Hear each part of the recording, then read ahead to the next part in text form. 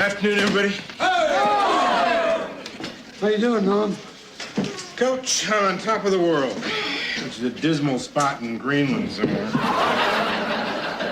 How's your new job coming, Norm? Don't bring that up. What? I am no longer in the employ of Goldstein, Borman, and Kawakami. What? I discovered that so-called medical corporation was a polite term for den of thieves. They're in the business of cheating on taxes. Oh, yeah, so you resigned in protest, huh? Well, I took a long lunch and they canned me.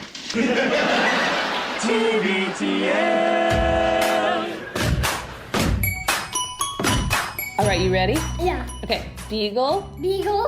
boggle, Boggle. boogle. Boogle. Okay, we ready to do it fast? Yes. Okay. Beagle, boggle, boogle. Beagle, boggle, boogle. Excuse me.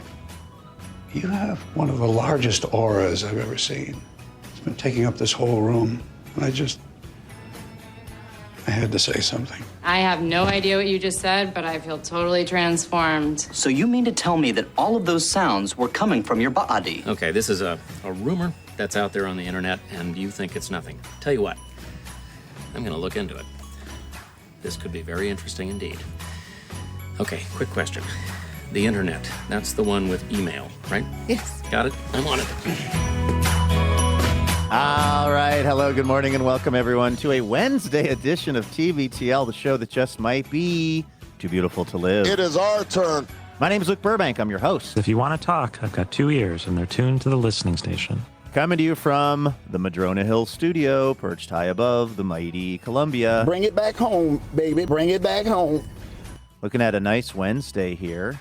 And a nice day to bring you episode 4,471 in a collector series. Let the fun begin. Speaking of babies, I was flying back yesterday from Denver, Colorado to Portland, Oregon, and I'm still trying to figure out if a baby stole my seat in first class and if I should care. And if this might finally be the thing that really, once and for all, alienates me from the TVTL listeners, and likely Andrew. That's what I'm wondering here on this Wednesday. We'll get into it. Also, R.I.P. George Wendt of Cheers fame. We heard a little bit of him at the top of the show. Norm from Cheers. Guy had an interesting life, and we'll talk about that a bit today as well. Oh, and speaking of interesting lives, this guy is the longest-running Cobra of the show, maybe best known for his depictions of the tall ships. He was telling me this story before the show about this time that he had a Miller Lite. Your story is a beautiful story. From my point of view, it's a beautiful story. I love your story. I said save it for the show because that's an incredible story about that time he had a Miller Lite. He's Andrew Walsh, and he's joining me right now. Good morning, my friend. It's what makes me interesting, Luke. Because you had one, right? I had a Miller Lite once. Have you seen that commercial more since I kind of pointed out the absurdity of their claim that if you've had a Miller Lite, you have a story to tell, too? I certainly cannot uncouple those two concepts every time I see it, including yesterday as I was flying home on the airplane and watching the Mariners on my phone on Fubo, which, according to the promises of Alaska Airlines and their Wi-Fi, is, strictly speaking, not supported. Yeah, live streaming video. Streaming. That's a lot. You're not. I don't think I was endangering the flight, but they're just like, look, this is not going to be up to the task. And Andrew, it was. And boy, did it make the time fly. Watching, unfortunately, the Mariners didn't win, but watching that Mariners game on my phone, on the airplane, it was wonderful. It was great. I felt like I wasn't even on a plane. I felt like I was just watching the Mariners not hit. And what a game. I was going to say, what a game for the Mariners to get shut out to the second worst team in baseball. It was the only bummer part of it, but everything else about it was great. But yeah, I do see that commercial a lot. It's, of course, a Miller Lite commercial that Christopher Walken is the voiceover of. I think it uses Rebel Rebel from David Bowie. I think it's a pretty slick commercial, but you and Vives pointed out that the voiceover is something like, if this can could talk, and if you've had a Miller Lite, you've got a story too. And what do you and Vives say? It's just like, I just don't know that everybody who's had a Miller Lite has an amazing story to tell. Again, not to diminish the human experience. I guess we all have a story to tell, but the claim here would be, I guess if you're drinking Bud Light, you might not have a story to tell. If you're drinking Coors Light, I don't know. But if you've had a Miller Lite, you have a story to tell. And I sort of feel like the story usually is I went over to SARS and I got some Miller Lights, and I came home and I drank them. And that's Yeah. well, I played some darts, and that's sort of where the Yes. story ends. Although I have a story for you. It's not really a story. Okay. I guess it's sort of a promotion, but something that I think that you would be interested in that I just realized I have not told you about, which I'm kind of surprised of. I know, we share everything. I know, but this is very relevant to TBTL and our Okay. TBTL friendos. Tomorrow, I'm heading over to KOW to record their Friday podcast. They pre-recorded on Thursdays. I don't know if that's telling the tricks of the trade a little bit Do too not much there. Let them behind the curtain. But it's called Seattle Now. It's not called Seattle Today, Luke. I don't know why you almost said that or why I almost always put that in emails to them. I always have to look. I don't know why. Now, that's what I call Seattle 7. It's some of the greatest Seattle news stories from the early 2000s. I have it on CD. I don't know why I can't get Seattle Now straight in my head. I always call it Seattle It's Today. because, and I say this with absolute peace and love, it's because it is not a typical construction of describing a time in Seattle, right? Like, you know what I mean? It's something that works as a show or as a show name, but I don't see us saying that in normal conversation. So your brain probably doesn't kind of remember that. Yeah. And You know what time it is now? It's right now. I should be really careful here. Obviously, I love our friends over at KOW. But Genevieve Did they make was you telling RSVP before they would tell you where the radio station was? No. But Genevieve was telling me they have a podcast. This is going to, by the way, I still have some news that's relevant to your interest, I think. But before we get there, and I can't find it on their website right now, but there was a podcast that KOW supposedly launched recently, and I wonder if they've already renamed it, because it was supposed to be sort of a good news podcast. You know, like you kind of do your good news podcast, and it was like, I think I saw an Instagram post about that or something. And I can't find it on their website right now, but Genevieve told me what the name of it was, and it is the most. It was just it's like another word for sunbreak here in Seattle when it rains so often. I thought it was a clever name. I also can't remember the name, but here's what I remember about when I saw the name, Andrew. Yeah. Wait, do we still have this William Shatner audio? Because Your story is a beautiful story. From my point of view, it's a beautiful story. I love your story. Here's my story about the time, Andrew, when I saw the name of this podcast that I cannot remember the name of. I thought, that's actually kind of clever considering the weather patterns in Seattle. That was my response to it. I'm wondering if you had a different response because of how you're being a little measured. Yes, I thought it was a very convoluted and for a Rain Shadow or that's something? the thing. I think it might be called Rain Shadow, but it's a good news podcast, and it's sort of like. And Rain Shadow, I guess, is that sort of the thing in between the rain or something? But it has you hear Rain Shadow, you do not think good news. It sounds like if you're from the Northwest, you think good news because this totally is I think this is a Utica thing. So the Rain Shadow is the area that is on the other side of a mountain range where when the clouds when the clouds blow in off of the ocean and they hit let's just say they're hitting the Cascades, it rains a lot on the west side of the state because the clouds have condensation and moisture, and when they have shed that moisture, they are lighter. They can go up and go over the Cascades. The area on the other side of the Cascades gets less rain. It's called the Rain Shadow, and this is the thing you only know if you grow up somewhere like the Pacific Northwest, where that's a flex. Oh, we're in the Rain Shadow. So when I hear Rain Shadow, I don't hear the word rain, which is what you heard, and I think rightfully. And Shadow, good point. I hear. Welcome to our the area podcast about good news. It's called The Rain Shadow. You know what? You're so right, but I couldn't even see that because of where I grew up, and I hear Rain Shadow, and I think, well, that place sounds nice and dry. That kind of does win me over a little bit, only because having to explain a show means it's already over.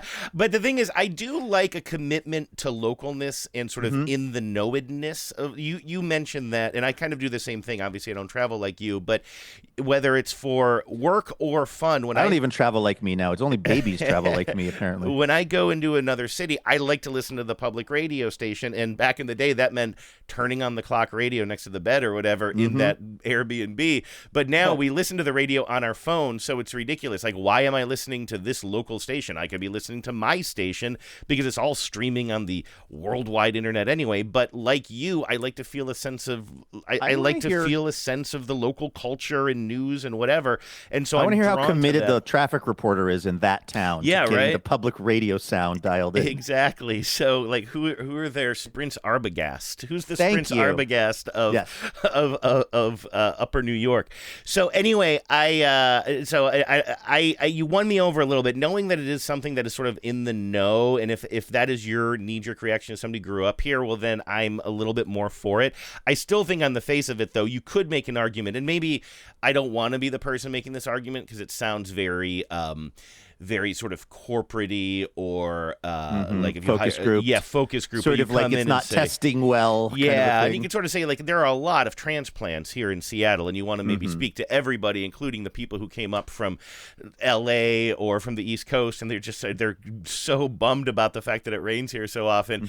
And hey, we have a new show about good news, and it's called The Rain Shadow. I can sort Name of is see something that. good, like Too Beautiful to Live. Right, exactly. Okay, speaking of Too Story Beautiful to time. Live, speaking of me, speaking of the listeners, speaking of some of our favorite listeners Speaking of who faith. appeared on the show, speaking of faith, me On and Being. Grace Saley are going. No, wait, that's not the right name, is it? No, that was Fair Game. Fair Game, right. With Faith Saley. Anyway, I'm doing a Not to be great confused with job. On Being with Krista Tippett. Do you know who Dr. Kirk Honda is? That's what's I important. sure do. here. Dr. I Kirk sure Honda do. is the other guest on He this hosts Psychology Now, right? It's Psychology, Seattle Psychology Yesterday, I believe is the Okay, name of it. right, okay. But it's he and I who are going to be the panelists on this Oh, on this cool. little podcast that will be airing on, or I guess sort of hitting your podcatchers on Friday morning. It's their kind of what they call the casual Friday roundtable Nice. or something. So the problem is there's no fun stories anymore. Like you just open the newspaper and like Andrew. all of the stories are just so. Have you heard about the cat that had a quinceañera in Texas last week? No, I didn't. Yeah, well, you're clearly not Googling the same good news sites I am for Livewire. I guess so. But man, so like I tried to get in front of it a little bit. They said, hey, usually the producers send us a list of topics and say, what are your reactions to these? And then they might hone down the list a little bit based on our kind of initial like emails back and forth. But this time they said, if you have ideas, why don't you send them to us? And one thing that I've sort of realized in my brief time of being a guest on other people's shows, especially on KOW, is if I can get ahead of something and pitch my own stories, it means it's already on my mind. I've already been giving it some thought. So it's a little bit like a cheat code. So I sent a sort of half-baked email to them before they sent out the topic saying, are you interested in any of these particular stories or these angles on these stories, most of which are not going to fly because they're just ridiculous. I pitched that the Seattle Times is getting too clickbaity with their headlines. I don't think they're not going to go for that. They're not going to let me. They should, though. This is the kind of sticky content that I think could shoot that podcast to the top of the charts. That's I'm not. You think I'm being sarcastic? I'm not. I feel like these are the kind of.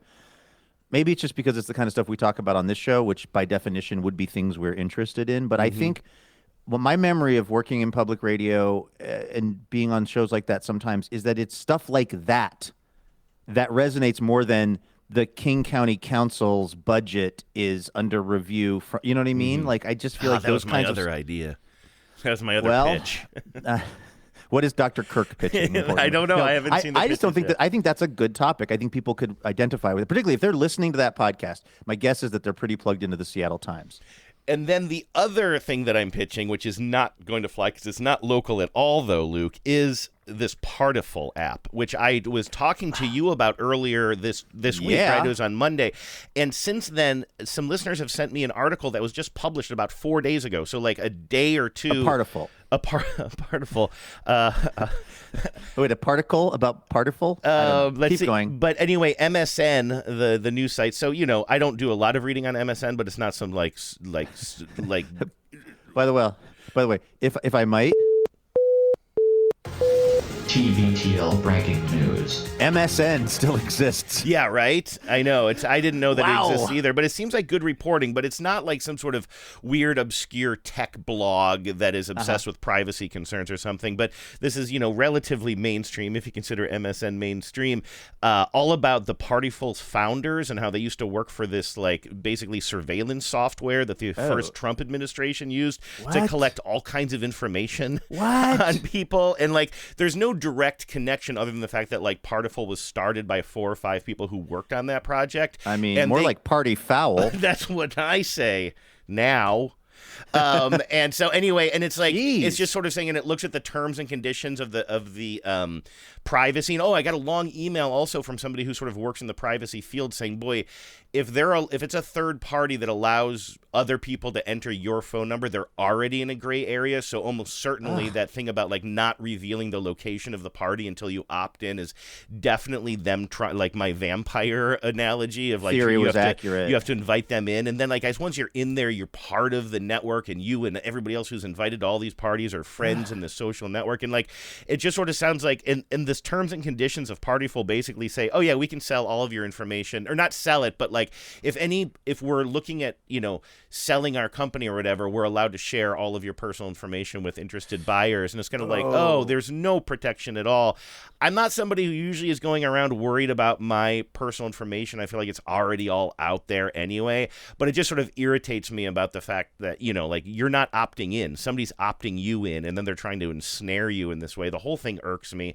So I tried to pitch that as a summer story because I think more and more people are going to be seeing this Partyful thing. So we'll see. I think this is, Andrew, if you're not producing that podcast within the next 2 weeks, I don't even know what those are all very good topics in my opinion, and I hope that at least some of them get through. We'll see. Also, as I was sending my little notes, I was like, oh, there is something about I haven't done that job in a while. That was a big part of my job for a long time. Just put together a long email with like 5 or 6 or sometimes 20 different just topics. I, in the past, was not the guy who then had to talk about them. And I kind of realized there's a freedom there. You're vertically integrated. You're a full service boy now where you think of the topics, you flesh them out, and then you talk about them. You're a 5-tool player. Well, sort of. I'm definitely one of those words. Player? It's not 5 and it's not player. But like I did have this sort of wistful moment because I was like I was typing this email very, very quickly before the show and not quite putting as much thought into my maybe sort of diction and grammar as I wanted to. But I put in parentheses like we could also look at this angle. Then I put in parentheses like not that I really have much on that angle.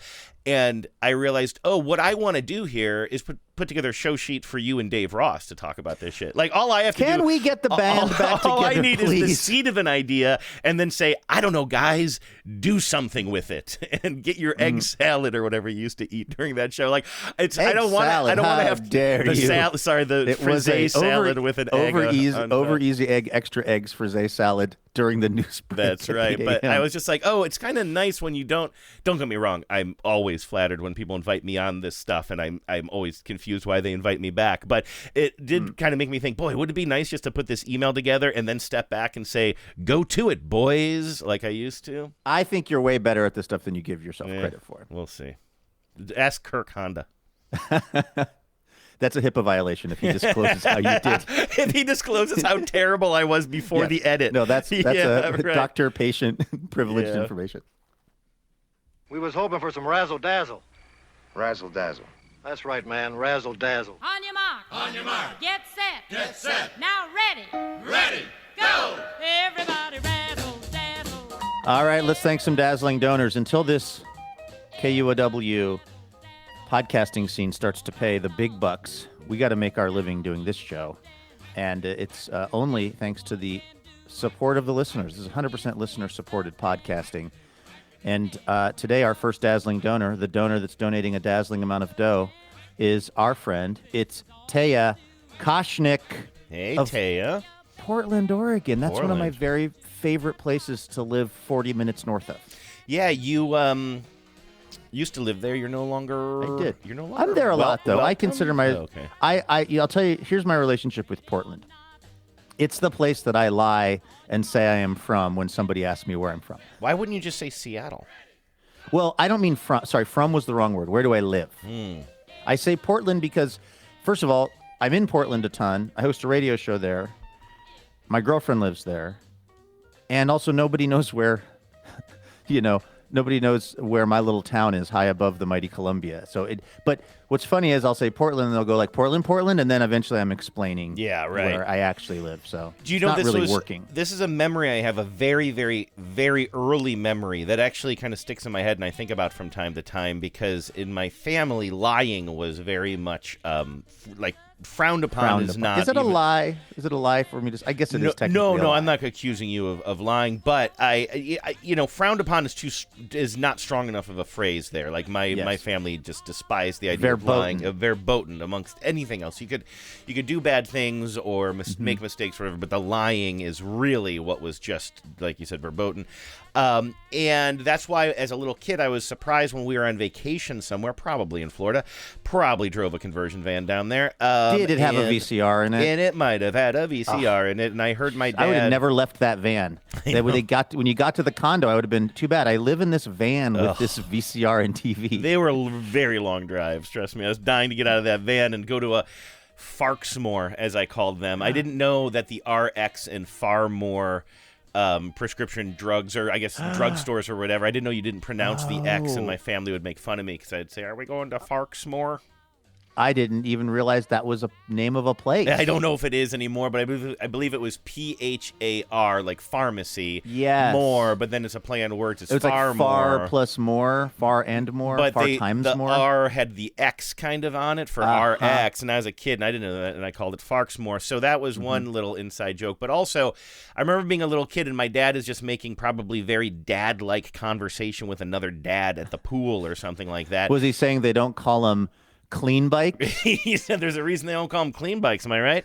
Bathroom code is 4806. I think that's, by the way, that I feel like that's one of their better commercials. It's really good. Yeah, it inspired me to get a new new jacket because it occurred to me that the jacket I've been wearing is very like much like the guy in the commercial. Yeah, I'm like, I gotta get rid of this guy. But all of that is to say, my dad's making this conversation, and I heard, and I knew that we lived in Valley City, Ohio, in proud Medina Countyers, right? And I heard my dad tell someone that we're from Cleveland. Where are you guys from? We're from Cleveland, and I remember just thinking like, oh my God, my dad just totally lied to that guy. We're not from Cleveland. Of course, my dad grew up in Cleveland and everything. He identified completely as a Clevelander, and we lived 40 minutes outside of Cleveland, But for me, I was like, we don't live in Cleveland. We would go into Cleveland sometimes to take in a show or something, a children's performance of The Music Man or what have you.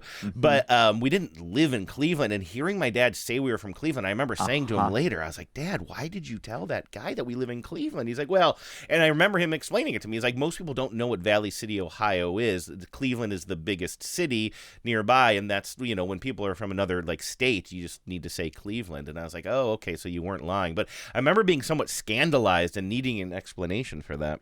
I could imagine too being a little kid, and your whole sense of the kind of morality of the world is very much centered in how your parents are. Yes. That could be very destabilizing. Yeah. Well, I'm glad that I'm not the moral center of your world, because I'm just lying up and down about living in Portland. You know who's not lying about that? Taya. Because Taya lives there and says, hi, friendos. This is actually Taya and Lindsay here. We are best friends, and we are 10s who own and operate a jewelry and gift store in Portland, Oregon. It's called Tazzy Jewelry and Gifts. That's Tasi. I bet you that's a combination of Taya and Lindsay. I'll bet you you're right. I also feel like this very much seems like a hit 90s sitcom about two best friends and podcast fans who operate a jewelry and gift store in Portland, Oregon. I mean, the comedy writes itself. I mean, it's a self-fulfilling prophecy. I'm going to their website now if I'm a little bit distracted. I've already been there. It's tazzydesigns.com. Nice. That's Tasi designs.com. Let me tell you, Andrew. Well, let me read the message up till we get to the link, and then I'll tell you what my response was of going to the website. Okay. TBTL has been a constant source of hilarious inside jokes, comfort, and support to us over the last many years, and we're so happy to be part of this amazing community. We would love it if the 10s would consider us next time they are in need of a gift for someone special. Check out our store in the Sellwood neighborhood of Portland, or visit our website. It's www. They don't call them clean bikes, Andrew. No, they don't. It's www.tasidesigns.com to shop online. Use the code TBTL at checkout, either online or in person, for 10% off your order. Now you promo code. Now you have a friendo in the diamond business. Hey, I love it. So this is what my kind of feeling was when I went to this website, tazzydesigns.com. A wave of relief washed over me, Andrew, because I've been talking to you, or I've mentioned on the show before, about how there is a kind of there's a season of the year for me that is feels like a lot of pressure. And it is It is Christmas. It is girlfriend birthday. It is daughter birthday.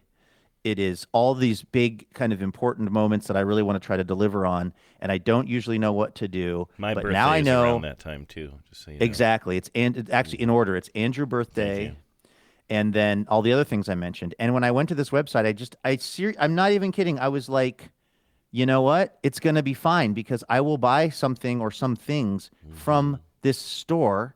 How about these 14 karat gold B stud earrings? Oh my God, Andrew, you need to get these for beans. Beads? Beads. Bees?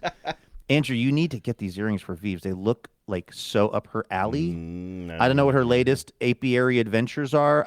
Vives seems like a person who would have thoughts about colony collapse disorder. Yes. Anyway, I just love the. Anyway. Oh wow. Oh yeah. These are great. Sorry, it took me a those- second to get there.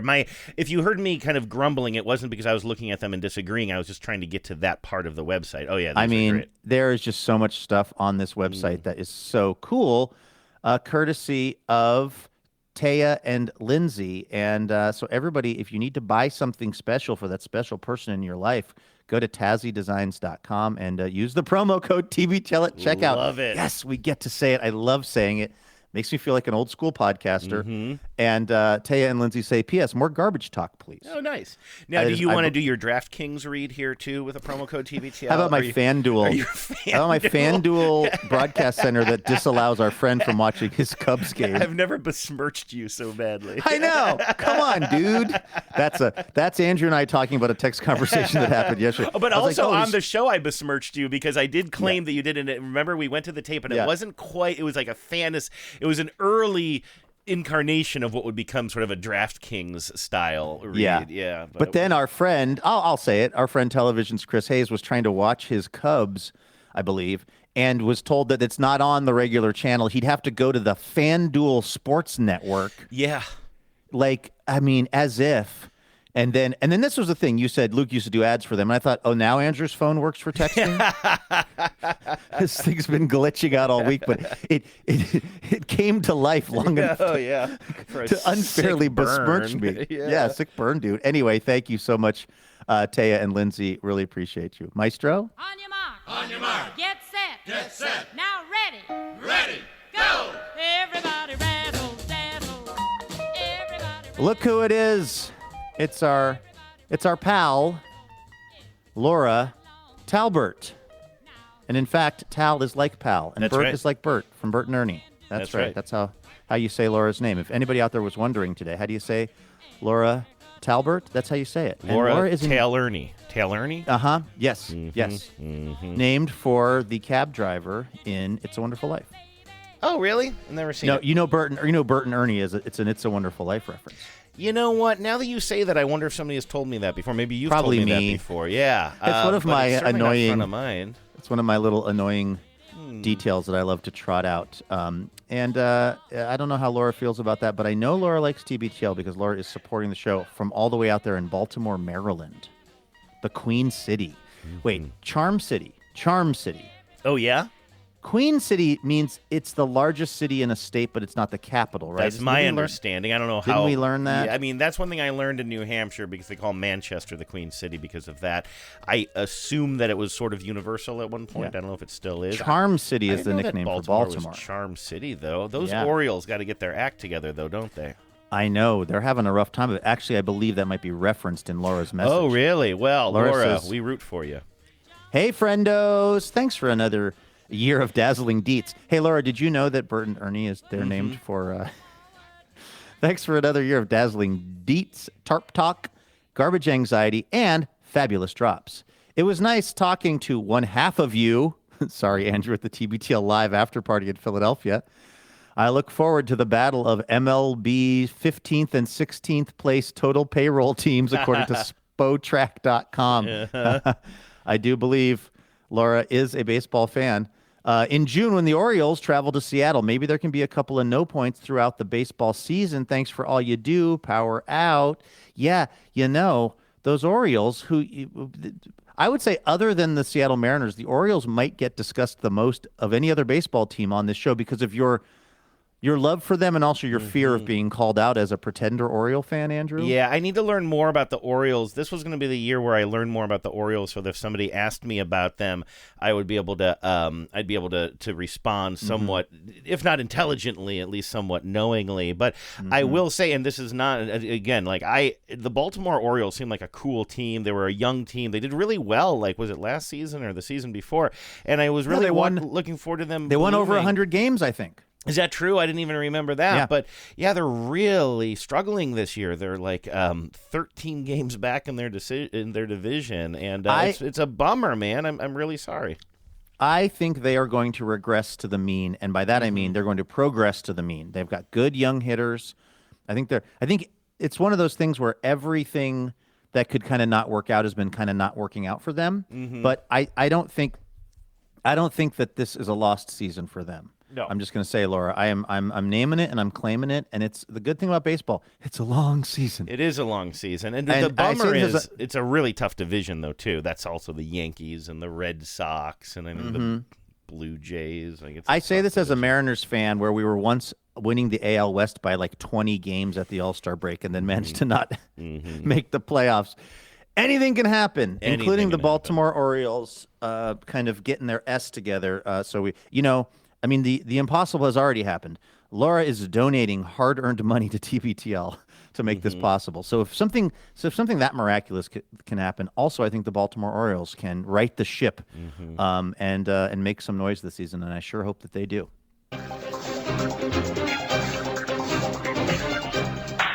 Hello and welcome to Top Story. Just so that my musings about airline travel don't completely push this off the list, let's talk a little bit about George Wendt, Norm from Cheers, who sadly passed away, I believe, at the age of 76. I don't have the obit right in front of me. I'm getting to it right now. You actually sent me a message last night, Andrew. You said, "Oh, I'm gonna grab some Norm tape from Cheers," which I thought was a great idea. And also, I guess, indicated to me that maybe you were. Do you remember being a kind of a kid and watching Cheers? Was Cheers, was that on the approved list in the Walsh household for television viewing as a kid? That was not approved for children. It was the most beloved thing in the house that we were not allowed to touch. Aside from, I suppose, the liquor cabinet, which I don't even know if we had one. But my memory of Cheers was after dinner. I'm assuming it was it Wednesday night or Thursday nights? I think eventually it was Thursday nights. I think sort of famously that was a big NBC night, right? And Cheers was on, and whatever, it was tent polling at the time, and we would go to bed after dinner, and then we would just, as we're trying to fall asleep, hear just peals of laughter from my father, just bellowing laughter from downstairs in the family room as he watched Cheers, and then he would tell us the appropriate parts at dinner the next night. Maybe he loved that show so much, but it was much too adult for our young sensibilities.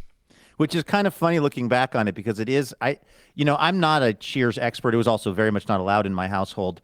I remember whenever I would see it, if I was at Peter Williams's house or somewhere else, I always thought it was very funny. But I wonder if, looking back on it, it's okay, it is set in a bar, but it's not really a show about alcoholism or promiscuity or whatever the vices associated with bar life are, right? I think that's just the backdrop for this. Otherwise, Am I remembering correctly? There's a lot of sex jokes. I mean, you said promiscuity. I don't know how you would want to kind of define that, but maybe based on the sensibilities of my conservative parents in the 80s, that you might use that word. And certainly, just a lot of Sam was a real swordsman, right? How often was Sam with his arm around two hotties, while somebody back at the bar was jealous or whatever. So I think there were adult themes, and my parents were just really protective of it. The funny thing is now I go back and I still think it's a funny show. I'm not on my soapbox I'm certainly not trying to cancel anything here. But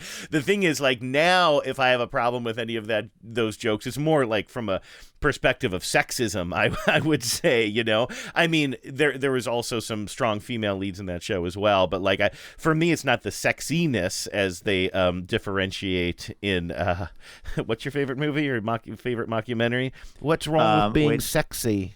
Oh, Spinal Tap. Spinal Tap. Spinal Tarp. I'm sorry, Sexist. Spinal Tarp. Sexist. Did you see that, by the way, we'll get to George Wendt in a second. George, calm down. We'll get to you.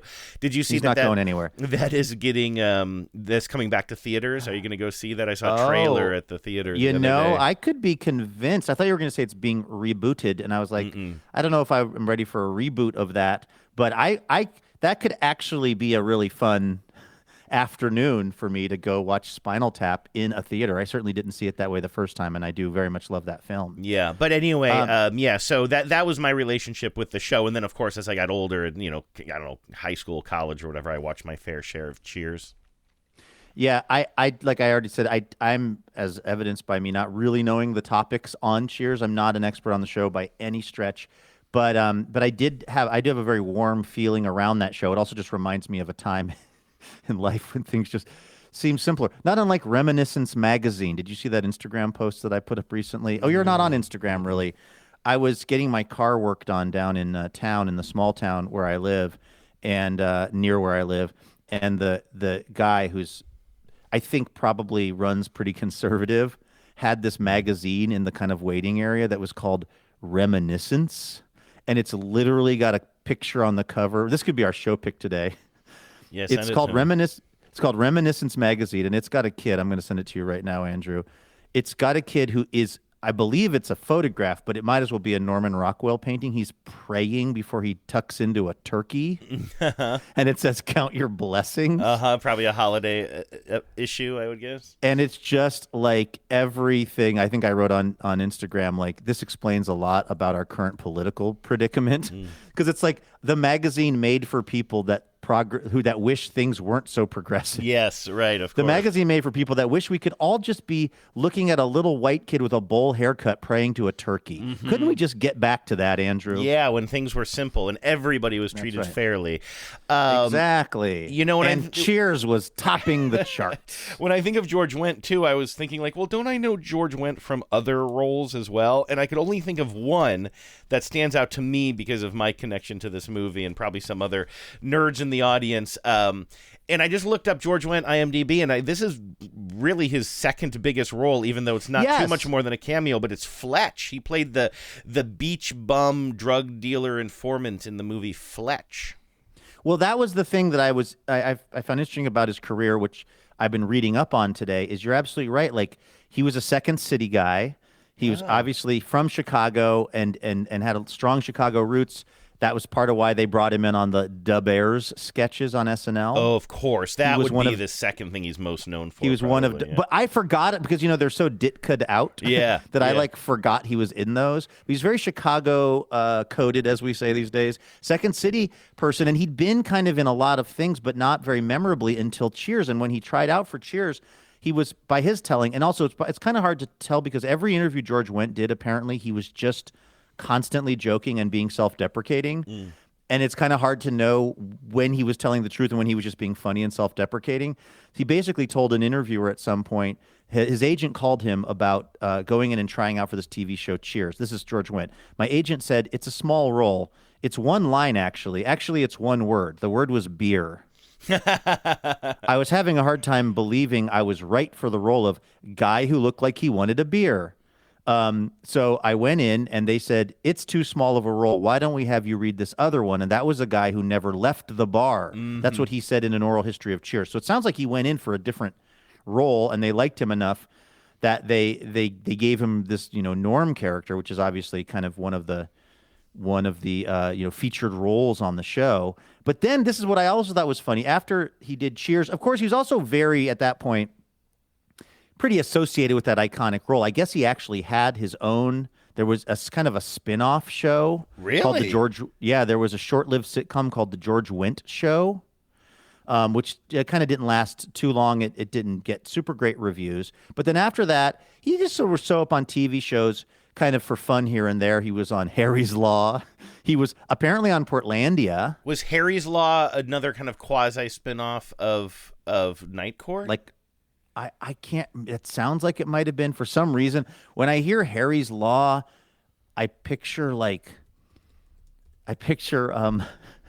Kathy Bates holding a huge gun? No, you're right, and it's much more modern than I thought. This is 2011. Harry's Law. Kathy Bates holding a big gun. Yes. No way. Is that right? Yeah. No. Literally, I was just. How did my brain retain that information? The page was loading while I saw it. While you were saying the words, I promise Kathy you, I was Bates not holding a looking big that up. gun. I started to see an image. I have dial-up internet. I was like, dee dee dee dee dee dee. I mean, it is really strange. Harry is the name of the main character. I promise you, I was not pretending to I was not looking at that and pretending I didn't know. If you woke me up of a dead sleep and you said Harry's Law, it's like Kathy Bates' large gun. In 2011, I thought that was going to be a 1990s show. Was it Harry Anderson was the judge on Night Court? Right, I thought he was going to have his own, and that felt like an NBC must-see TV kind of thing from back in the day too. I could be wrong about that, but wow, no, it's Kathy Bates with a big gun. So he was on these different shows, but this is what I think is kind of cool about this George Wendt guy. He didn't take himself or the myth of himself very seriously, because after he sort of was, his TV show didn't go, and then he was popping up on different programs, and I'm guessing he was pretty well set up from Cheers. Boy, that would have been, maybe Friends would have been the only thing, like Friends and Seinfeld, the only thing where being a featured, being one of the featured cast of one of those shows is absolutely financial freedom for the rest of your life. Like just the way contracts were structured and the fact that these shows are constantly being resold to, Netflix or whomever, and all the money that comes from that. Anyway, here's what he said. He started doing stage stuff. He played Tracy Turnblad's mom, Edna Turnblad, in Hairspray on Broadway, which, by the way, is a very involved role. I saw it when it was Harvey Fierstein playing Edna Turnblad. Darling, hold mommy's waffles. It's a great role. I love that George Wendt was doing it on Broadway. I mean, that really speaks to his kind of stage chops. He was in a Tony Award-winning play called Art that played in New York and London. He was in David Mamet's Lake Boat. He was in the national tour of 12 Angry Men. He was really clearly a talented actor and a talented stage actor. They asked him about transitioning to Broadway and the stage, and here's what he said. He goes, A, it's by far the most fun, but B, it seems I seem to have been kicked out of television. He told the Kansas City Star. I overstayed my welcome, but theater suits me. I love that too. Yeah. A guy who's like, they're not really trying to have me back on TV currently, so I'm doing this stage stuff, and it's really fun. I like that bonhomie me a lot. Do you think it's hard? Well, what a dumb question. Maybe it's apples and oranges, but in a certain way, I think there's a certain respect that we have, or that we kind of put on stage actors versus TV actors, right? Sure, I don't know which would actually be harder. I would assume, I don't know, they both have their own challenges. That's why I started to ask what's harder. What a stupid question, because there's tough parts about both. I don't know if that's a stupid question. Having a camera very close to you that's capturing all the small ticks of your face or whatever, you have to really control a lot more minutely, I'm sure. But then also, selling it to the back row is also incredibly hard as well. Yeah, my guess is that having done neither of them at any kind of a high level, my guess is that basically what you just said, they're both kind of hard in their own way, and there's probably people that are really good at one of them but not the other, and vice versa. Apparently also, George Wendt, the later years of his career, he kept playing Santa in various things. By the way, I want to give credit. This obit was written by Mark Kennedy for the Associated Press. And this is where I'm getting all of my George Wendt knowledge. He was playing Santa Claus in a bunch of different productions, and what he said was, I think it just proves that if you stay fat enough and get old enough, the offers start rolling in. That was his take on playing Santa Claus in various productions, including the movie Elf, the TV movie Santa Baby, the doggy Disney video Santa Buddies. He played Father Christmas in a Larry the Cable Guy special and also a Stephen Colbert special. He appeared to be the number one person to go to for playing Santa in things in the last years of his life. I guess once you know the role. Now, I have a question for you that I feel like is disrespectful to George Wendt to compare him to somebody else. Don't disrespect George Wendt. On Today of All Days. But as I was sitting here talking with you, I was thinking, don't I have more George Wendt tapes somewhere in my files here?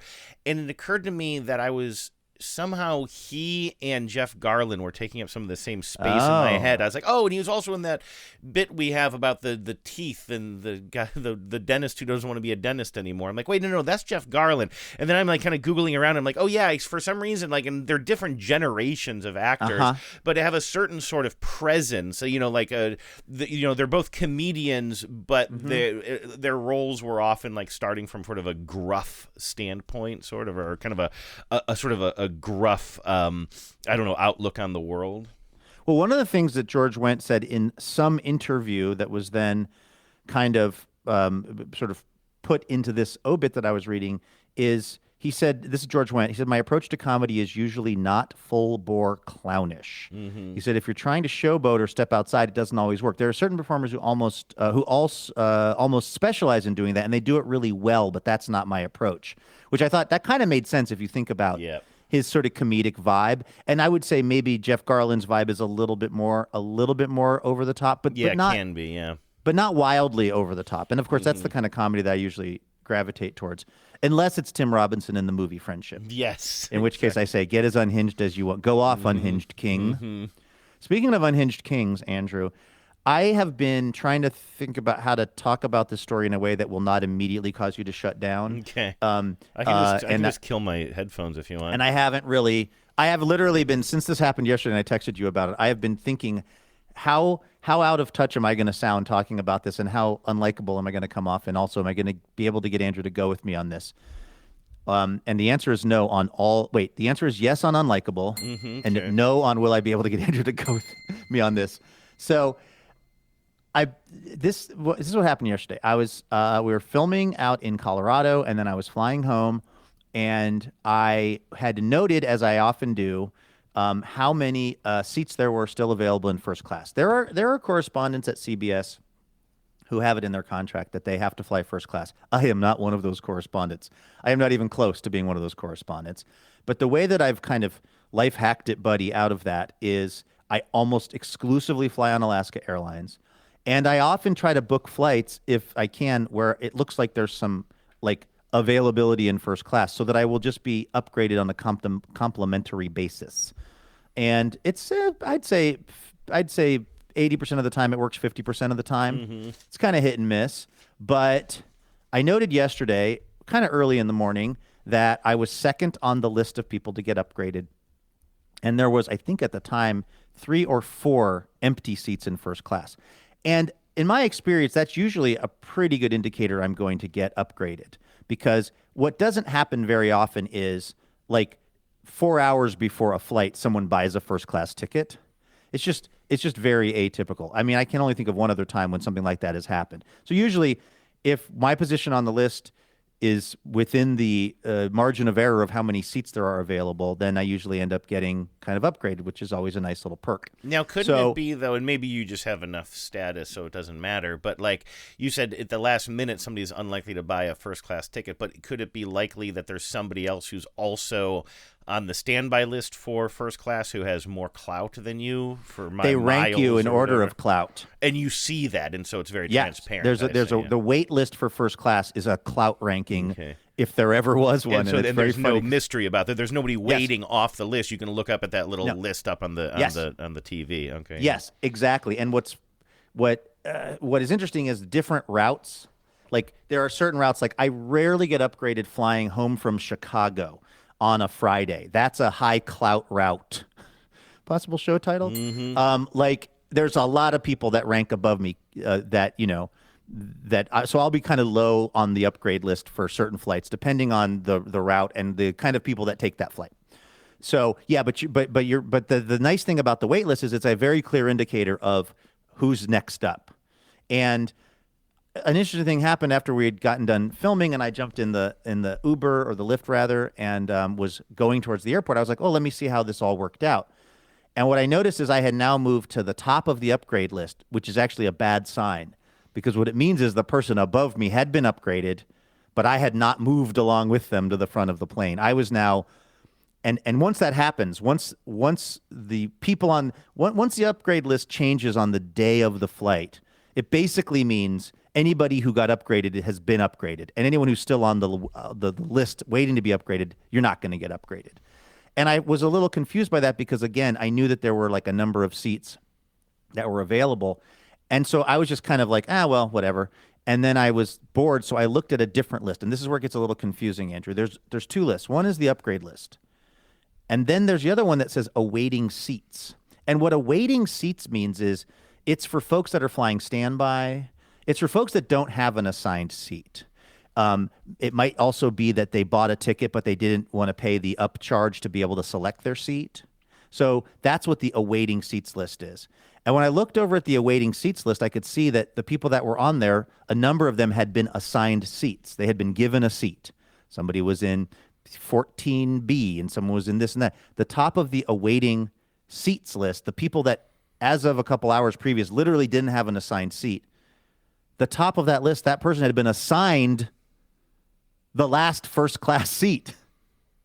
So that person, whoever that was, somehow went from, we don't even have a seat, to you're in 4 Charlie. You're in 4C. You're in the last seat that was open in first class that I thought I was going to get upgraded to.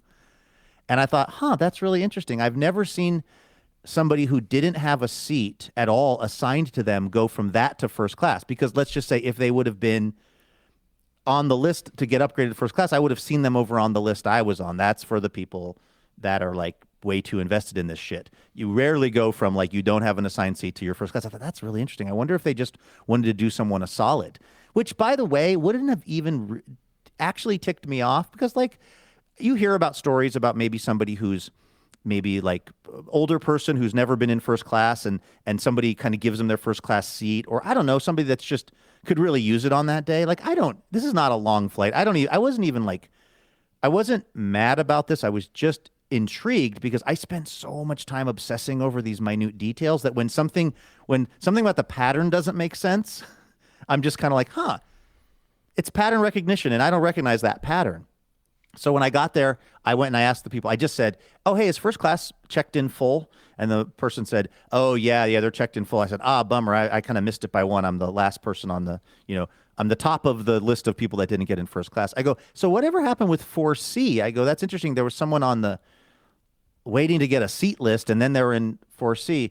And the gate agent just goes, well, they obviously bought a ticket. We don't just put people in first class. And I said, oh, yeah, totally. I just was curious. And so I kind of walked away.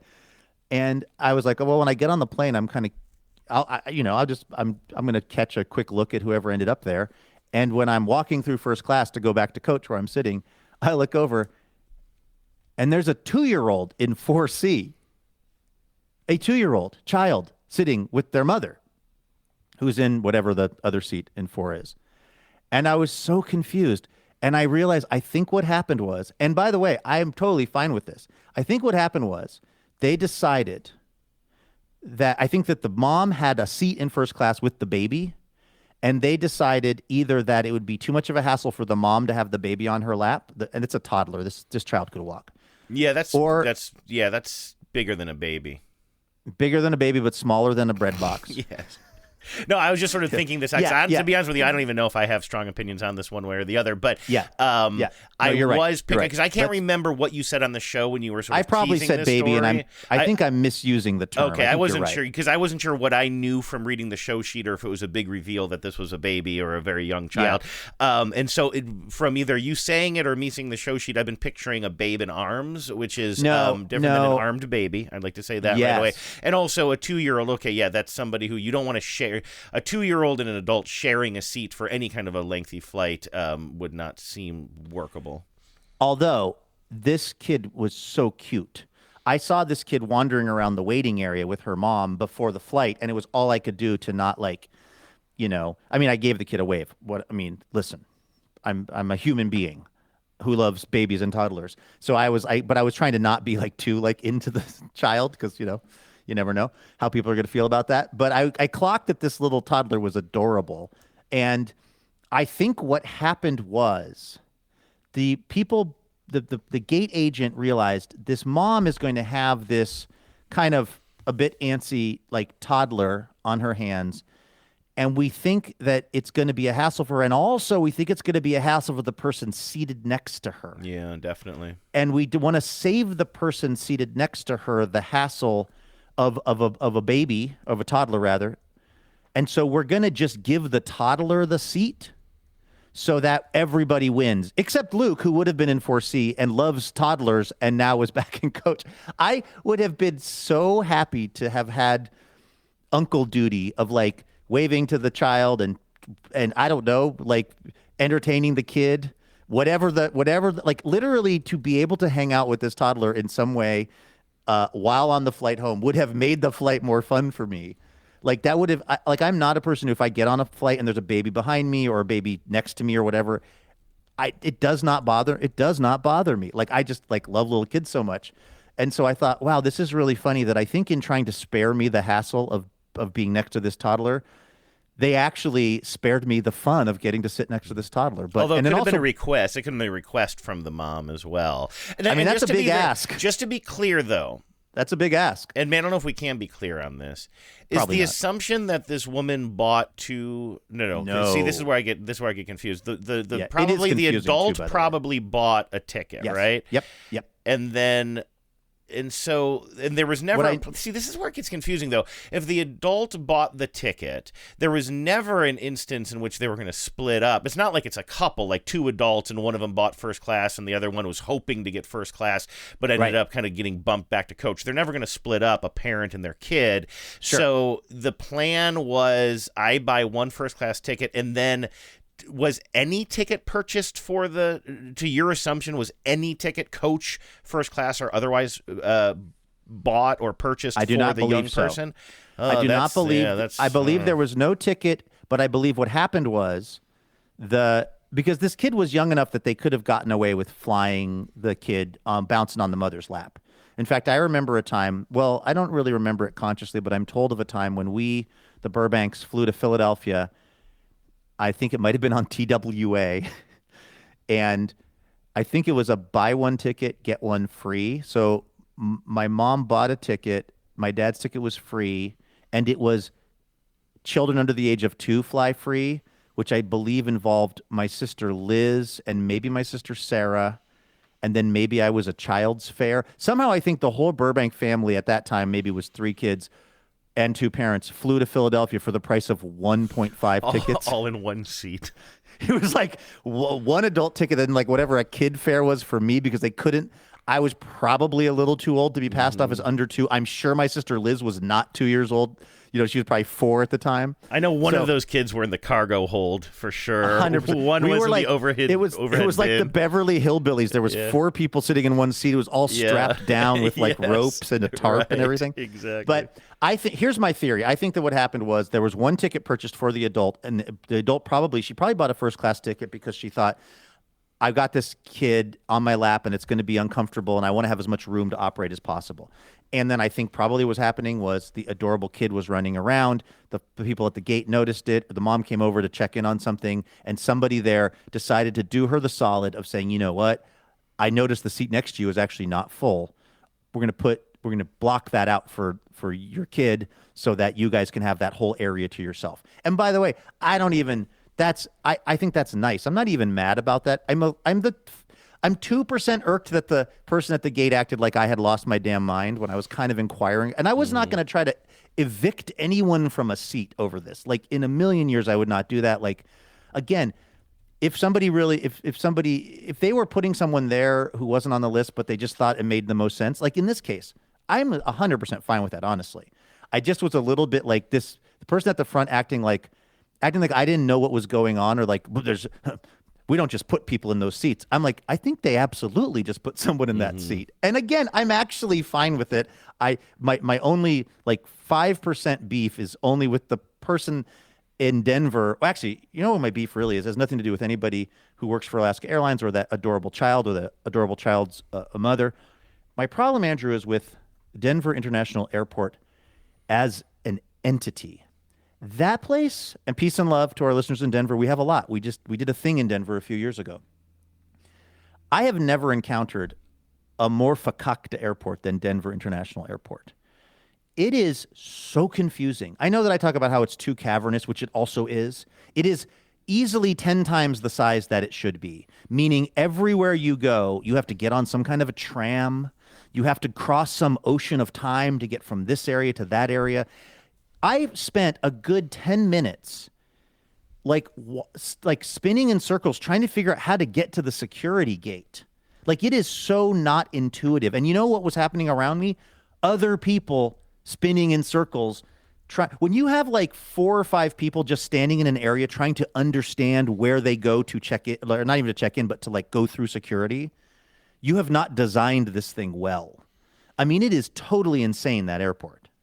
So, do you know, I mean, you must, and because we've talked about Blucifer a lot on the show. I talked about Blucifer with my Lyft driver yesterday. Yes, I believe, I mean, not to take credit for this, I believe didn't I somehow introduce you to Blucifer? I believe you did. I think it was before you were traveling quite as much, and I remember going to Denver for a friend's wedding years and years and years ago, and then like kind of driving to the airport and being like, wow, that horse is astounding and not not modest at all. But like, do you know that there are also just like a million conspiracy theories specifically about the Denver airport, like stuff in the basement or stuff being buried there, and there's even more now. My Lyft driver Kelly was explaining this to me. She was saying, oh yeah, because we were talking about Blucifer. She goes, do you know that Blucifer killed its creator? Oh, that's right.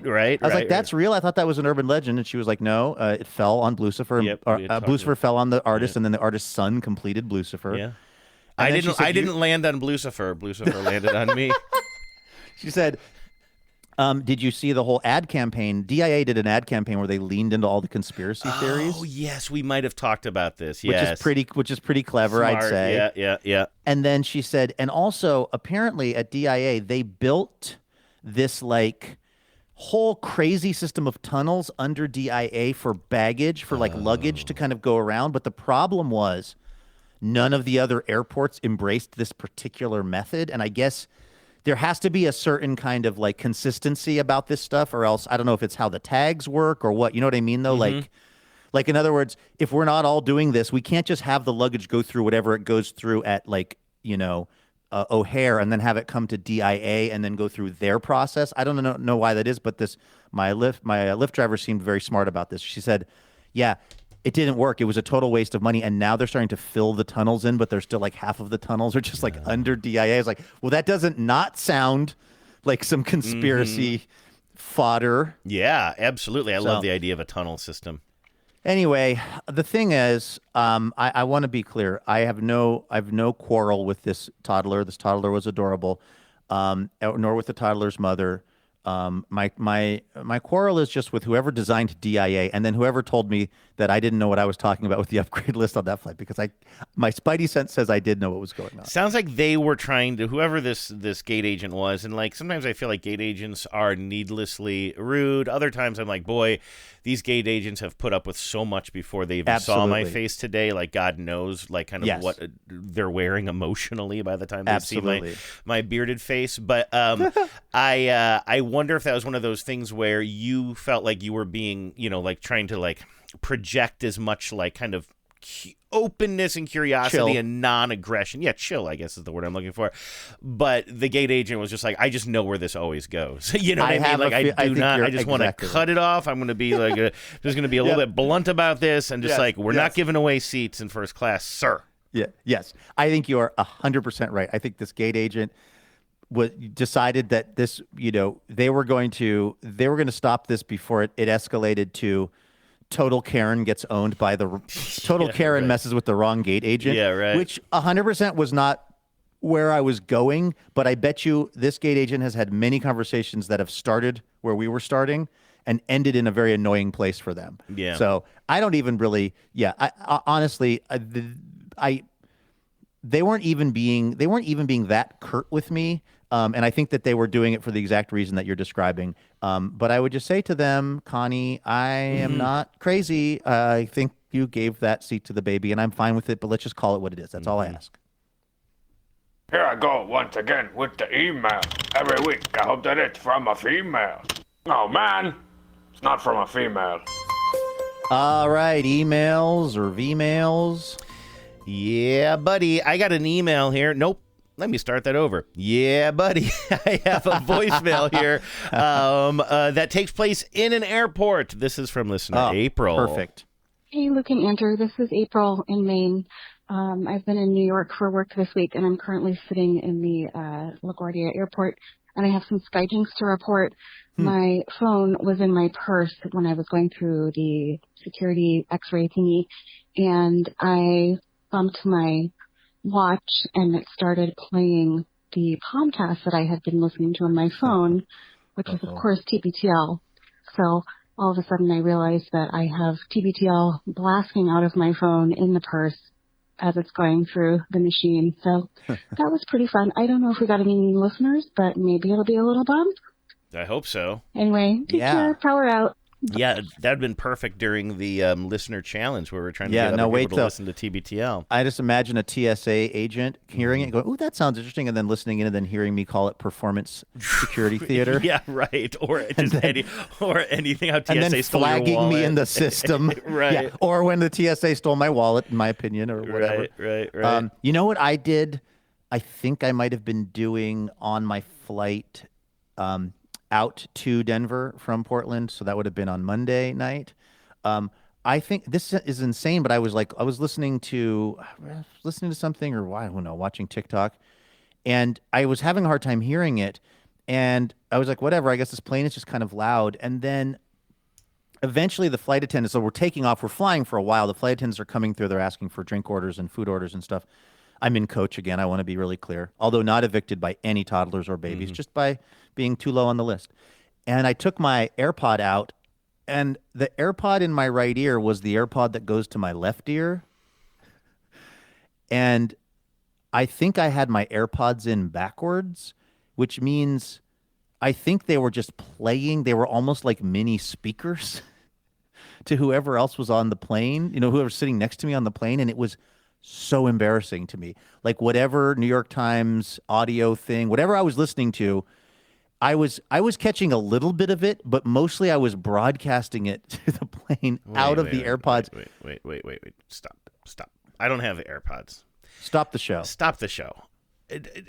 Having it in the wrong ear makes the audio come out the other. It sounds like you had them in inside out, but I don't understand. I had them on inside out. How do you wear them inside out?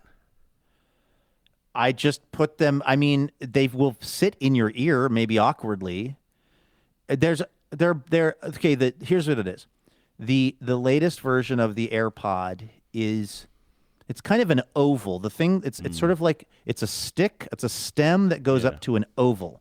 And the majority of the oval narrows into a little speaker, a tiny speaker, if you will, Andrew, that you put in your ear. And that kind of pointy part of the oval is supposed to go into your ear and make the sound go. I'm not trying to be no, because mine are designed like I literally couldn't put mine in.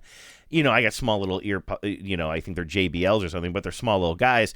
But I literally couldn't fit it in my ear. I could put them in the wrong ear, but the speaker is always going to be pointed inward because that's the only way it fits in the ear to stay there, These are a little bit different in that there's also kind of a bulbous, let's call it the butt end of the AirPod. Yeah. That is also kind of a round bulbous thing that you could put into your ear if you were being a Dumas, like I was. Nice park job, Dumas. That's a callback. Was it Dumas or was it? No, what was it? Dumbass. Dumbass. Nice parking, Dumbass. So I think what I had done is I had dumbassedly put the kind of like outside part of the thing, but it was still playing loudly enough that there was enough sound that was resonating in my jawbone, etc., that I could kind of hear it. That is bananas. I can't believe they designed them that you could even possibly fit them in that way. All I know is that when I took it out of my ear, it was for the wrong ear, so all I could gather from that is that I've been wearing these things inside out for like an hour on this flight. Now, I heard something on the radio recently. It was actually, I caught the last 20 seconds of an interview, and the last 20 seconds of the interview was so charming that it almost got me to go back and listen to the whole thing, of a show that I would not usually time shift at all. No disrespect to our friends over at 710 ESPN, Seattle Sports Today. or now, Seattle Sports or Now. whatever. But It's Sports Seattle Now. I turned on the radio one morning, and I think that Brock and Salk was just ending or something. That's a local sports show. You know it well. But they had Pete Carroll on. And so Pete Carroll used to be on that show all the time. You know, he was always a very, you know, even after bad losses, he would come on the show. You know, they would call it the coach's show or whatever. And he kind of had to do it contractually. But, like, you know, he had a real rapport for years and years and years with these two broadcasters whom we know. And now, of course, he's with Vegas, the Raiders, and like I don't know, I heard nothing promoting it. I only turned on the radio to hear them saying goodbye to him, and it really, you could just hear the joy coming from these three men, the two broadcasters and Pete Carroll, that it was kind of old home days, and they were like reconnecting, and they said to him, "Well, this was so much fun. Will you come back on the show?" And he's like, "No, I'm not coming back on your show." It was No way. Yeah, I mean, he was teasing. They were laughing. Okay. I just thought it was like such a sweet little, nice. you know, reunion between these three who, you know, kind of worked together and publicly for a long time. And anyway, they said goodbye to him, and then I think they said, you know, we're going to go to a break now. When we come back, we'll kind of dissect that interview a little bit. And yes, if you were watching on the YouTube stream, Pete Carroll did have his AirPods pointing up during the entire thing, which is just like such great Pete Carroll dad energy, right? So the little stems that you're talking about were pointing up, and like you just think about Pete Carroll with his like khaki slacks and his dad shoes and his earpod or his earbuds or whatever you want to call them. I got my own dad energy going on here. Face. Just like with the little things pointed up like the antenna. Wow. I love that. I never even thought about that. I mean, that would have. Here's what I will say. He was still doing it better than I was. Because presumably they still could have been in the correct ear. Yeah, he wasn't getting feedback on the ear. Yeah, they weren't in backwards. They were in upside down. But at least they're probably for the ear that they were assigned for. But like, it never even occurred to me. You probably, I mean, it doesn't seem like it'd be very comfortable. You could do those things upside down. Although you also wonder, it must have made. Was the audio really jacked up when he was talking to them? Not that I noticed. I think that he had a real mic and maybe was just using them to monitor them. I'm trying to get eyes on this now, so I can't tell too well. I don't see it that well, but I thought it was a very keen observation by Mike to call that out as well. I do like that. Yes, he did, because there's just something so. If you know Pete Carroll at all, there's just something so endearingly Pete Carroll about wearing your. Are we? Does that mean we're we're rooting for Pete Carroll, right? Obviously, with this Vegas team. Yeah, I root for him. I don't have strong opinions on it. I just don't like the fact, you know what? Okay, can I just play one thing for you and then we'll get out of here? Absolutely. I'm going to promote the episode of After These Messages that Genevieve and I recorded yesterday. It was just so much fun, and it was certainly fun for me because I have been digitizing all of these tapes that I've been finding at garage sales, right? And I had this tape that had mostly the commercials from 1991, and we just like went through all of these commercials that I've been finding on these tapes, a lot of them from Southern California in the 90s, some of them going back to the 80s. It was just a great show last night. I can't remember what we called it. Genevieve's always good at coming. Oh, To Live and Die in L.A. was the name of the show title. By the way, tonight. Yeah. I think the penultimate. Oh, yeah. Everybody's live. Yeah. And I'm actually home. I'm going to be watching that. Anyway. I almost sent this to you and P. Fletch because this is a Raiders promo. I'm thinking of this now because you asked if we're rooting for the Raiders, and it does sort of sadden me that like what I'm about to play for you is a Raiders promo when they were the LA Raiders and they were playing the San Diego Chargers. Neither of those teams are in those cities anymore. Yeah. The time changes, but listen to this promo. First of all, I just love that it's a full 30-second promo with so I had one that was for the Lakers, that was like 1991 Lakers commercial that was like kind of clinging to the edge of the Showtime era a little bit, or like kind of like, and it had like kind of the LA Laker girls or whatever dancing around, but it was 91 and it was a little bit like kind of, you know, it wasn't the heyday of it. Well, this is the same year, and that one featured some like anonymous LA band that sound like the Black Crowes and Aerosmith combined. Yeah. Genevieve called them the Black Arrows, I believe. And then this one, and they really let the music breathe on these. This one is for the Raiders back in 1991, and they have a hip-hop artist rapping about the Raiders, and I don't know who this is, but it's going to remind you very much, especially you're going to think the commercial is over, but then they're going to come back to more rapping. And I want you to listen to the whole thing, and then tell me immediately who you think of. Right here on 9. Right here on 9. Yeah. They're in your face, got what it takes. They're laying it on the line. Go Raiders! Sunday at 5, the LA Raiders heat up the battlefield when they go head-to-head with the San Diego Chargers. Join California 9 as the Silver and Black prepare for the drive to Super Bowl 26. Sunday at 5 on KCAL TV. Oh, yeah. They're the kings of intimidation. None are playing on your favorite station. Right here on 9. Raiders. Right here on 9. Now, first of all, right here on 9 is going to be in your head the rest of the day. Yeah. That is so catchy. Who does that remind you of, though, that style of rapping? It's Well, are you thinking Sir Mix-a-Lot? I am thinking Sir Mix-a-Lot, very much so. Yes, and that is I do not believe that is Sir Mix-a-Lot. It's just especially that last part sounds so much like him. Oh my gosh! I mean, my problem, as it so often is with the lyrics. The beginning, I feel like there's. Can you just play? Yeah. I want you to have visuals on this. Can I also email you this? Because the visuals are just sublime. I don't even know how to describe them to you. It's like this jerky animation. There's a bunch of photos of this anonymous rapper, I believe, and a bunch of photos of like football players tackling each other. But then it's like sort of animated in that very janky 90s style. And then you wanted to hear the beginning of it. What do you think that... I feel like there's a line that doesn't rhyme at all. That was confusing to me, but I might have misheard it too. All right, let's take a listen again, and you take a gander. Are you emailing or texting? Email. Right here on 9. Yeah. They're in your face, got what it takes. They're laying it on the line. Yeah. Go Raiders! Yeah. Face and takes. They're in your face, got what it takes. The land is on the line. The land, I believe they said the land is on the line. Is that the Southland? I feel like I got a lot of problems. They're in your face. Sunday at got 5, what the it LA takes. Raiders. Yeah, they never come The land back is on the line. I guess they're saying the Southland because it's the that's what I'm Chargers guessing. and the Raiders. Mm-hmm. But I mean, I just think you could have done a lot better than they're in your face, got what it takes, because face and takes don't rhyme, and like it's just is not complicated. It's not complicated stuff here. I mean, you could make this, and it's also not high level rapping.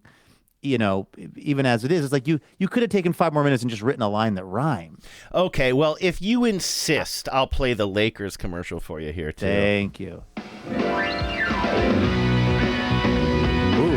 I like this. This is Billy Joel. Who stops the green? Makes the jazz running cool. Faster than a rocket, don't take no bull. Get your pulse racing when it's showtime. Watch Slammin' Laker action against the Boston Celtics Friday at 4:30 on California 9. Oh my God. So do they say something about taking on the green? Was that song lyric specifically about the Celtics? Like they didn't have a different song for each promo, did they?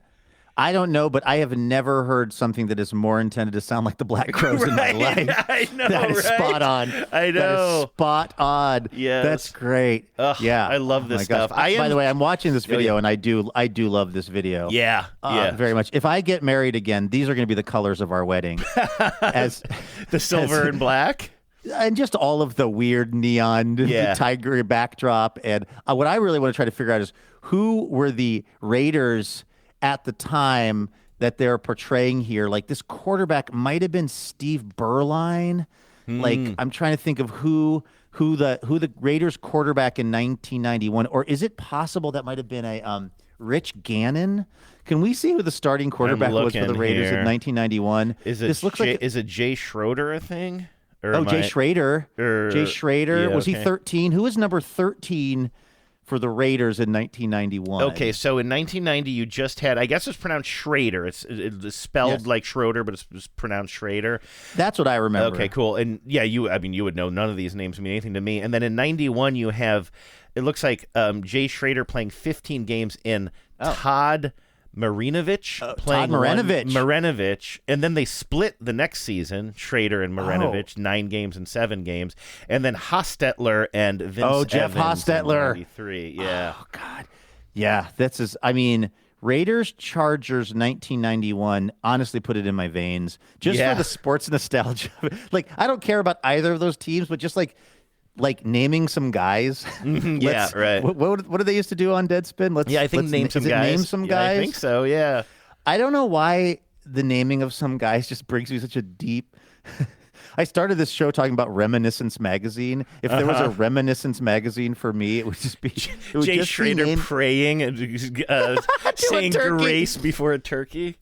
With just like, I can't even name, like off the top of my head, I can't even name a San Diego Charger from that era. Maybe Marshall Faulk. This is probably before Marshall Faulk. But like, I can't even name a Charger, but just like a Charger that I also vaguely recognize standing behind Jay Schrader in the Reminiscence magazine cover. I love it. Right here on 9. Do you know what Chino Hills is, by the way? Because last night I grabbed a new VHS tape off of the pile, and it's like a cartoon marathon from TNT sometime in the 90s, and I haven't identified. I'm waiting for more clues to figure out what year it is, but it's definitely a cartoon marathon from Christmas Eve and sometime in the late 80s or early 90s, and all of the commercials are these, Luke, incredibly local Chino Hills commercials. Wow. They're not even, I would think that they would just be in the LA marketplace, but no, they are specifically Chino Hills. And I haven't isolated them yet. Don't worry, I'm not going to play them for you, but like I just get obsessed. I was telling Genevieve, watching these tapes, it's usually like kind of late at night. I'm like, oh, okay, I'll wind down and just like grab another one of these tapes and just start rolling on it. I feel like somewhere between like a Spelunker or Indiana Jones. Like I'm finding this ephemeral stuff that literally might not exist anywhere else anymore. Just like very small businesses producing very low budget commercials for their Chino Hill business in the early 1990s. Like, I don't think you can find most of this stuff online unless it's like a big, like Pepsi commercial or something. I think I went through Chino Hills or very close to it a couple weeks ago when I was going to Pomona to the LA County Fair to see War. Oh, yeah. And I flew out of Ontario Airport. I think I went through Chino Hills. I would love to hear some of those ads. I'll find some for you, yeah, when I get them isolated and then send them to you. Nice. It's so much fun. And then you're kind of like, you have to solve the mystery. Like, okay, they've mentioned that this is a Christmas Eve marathon. So I know it's Christmas Eve. I know it's Chino Hills. But then it's hosted by Kevin and Bean. You got to try. Exactly. That was the other one. There's the KCAL 9 one where I got this other stuff. Anyway, I'm obsessed. And was KCAL 9 also, they were also the ones that were broadcasting the air show out of Point Magoo, right? Was that KCAL 9? I'm pretty sure that was KCAL 9 as well. Yep. I love the idea that whoever you got these tapes from was a KCAL 9 head. Yeah, there was somebody from the kind of Southern California area, because I went to another garage sale, and they're all these Mariners things. Clearly somebody who grew up here in Seattle. But yeah, a lot of these tapes are from somebody who's kind of obsessed with marathons, obsessed with, I believe, aircraft, and lived in Southern California in the 90s. Nice. Speaking of the Mariners, they're winning 3-1, Andrew. Nice, they should. So that's well, I still think it's an accomplishment. I'm not saying that I would do better. I'm just saying they're playing a pretty... The White Sox appear to be starting a 2-year-old toddler I saw recently on a Alaska Airlines flight. Didn't even pay for the mound. That's right. All right. Hey, thanks for listening, everyone. We are going to be back here tomorrow with much more Imaginary Radio for all of you on a Thursday, so please do join us for that. In the meantime, today is Wednesday, and we hope you have a really great one the rest of your day. And please remember, no mountain too tall. And good luck to all.